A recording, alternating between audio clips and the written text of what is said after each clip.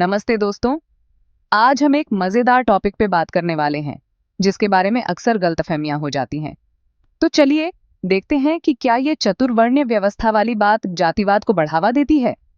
हम सबने वेदों और शास्त्रों में चतुर्वर्ण्य व्यवस्था के बारे में पढ़ा है ना।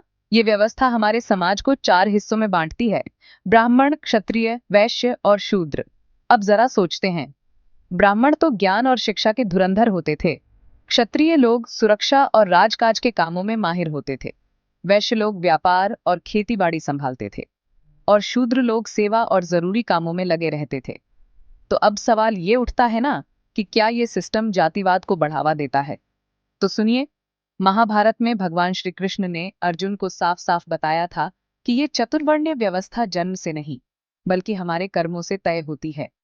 भगवद गीता में भी श्री कृष्ण कहते हैं, चातुर्वर्ण्यम मया सृष्टम गुण कर्म विभागशः। मतलब साफ है कि ये व्यवस्था किसी के पैदा होने से तय नहीं होती थी बल्कि इंसान के गुणों और उसके कामों से तय होती थी। इतिहास में तो कई ऐसे उदाहरण मिल जाएंगे जहां लोगों ने अपने वर्ण बदले हैं। महर्षि वाल्मीकि पहले शूद्र थे, लेकिन अपने अच्छे कर्मों की वजह से वो एक महान ऋषि बन गए।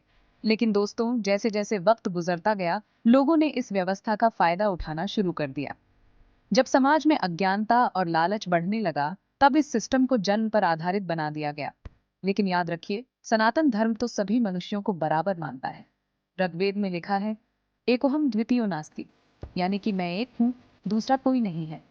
इसका मतलब है कि सभी जीव एक ही परमात्मा के अंश हैं और सब बराबर हैं। तो दोस्तों, अब तो आपको समझ आ ही गया होगा कि चतुर्वर्ण्य व्यवस्था का असली मकसद जातिवाद को बढ़ावा देना नहीं था। ये तो समाज को अच्छे से चलाने के लिए एक ढांचा था, लेकिन लोगों ने अपने मतलब के लिए इस व्यवस्था का गलत इस्तेमाल किया। तो दोस्तों, मुझे उम्मीद है कि इस वीडियो से आपको समझ आ गया होगा कि चतुर्वर्ण्य व्यवस्था का असली मतलब क्या था और कैसे इसे गलत तरीके से पेश किया गया। अगर आपको ये वीडियो पसंद आया हो तो लाइक और सब्सक्राइब जरूर कीजिएगा। धन्यवाद।